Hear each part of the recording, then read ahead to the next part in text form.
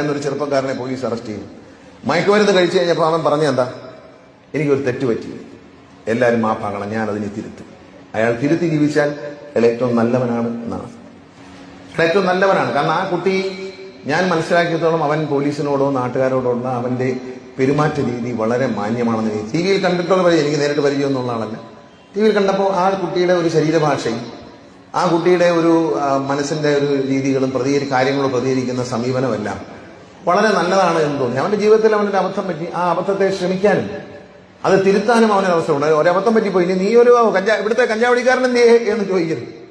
ഒരബദ്ധം നമ്മൾ കുട്ടിക്ക് പറ്റിയാൽ അവനെ പറഞ്ഞു തിരുത്തി അല്ലെങ്കിൽ അവളെ പറഞ്ഞു തിരുത്തി നമ്മൾ കൂടെ നിർത്തണം എന്നുള്ളതാണ്. നമ്മൾ ഈ ചുമ്മാ ഡയലോഗിന് വേണ്ടി ചേർത്ത് നിർത്തും എന്നൊക്കെ വെറുതെ പറയുന്നത്. അങ്ങനെ ചേർത്ത് നിർത്തുന്നതല്ല. സത്യം പറഞ്ഞ ഒരു കാര്യം, നമുക്ക് തെറ്റ് പറ്റിയിട്ടുണ്ടെങ്കിൽ ആ തെറ്റ് സമ്മതിച്ചാൽ ലോകം അതിനോട് പൊറുക്കും.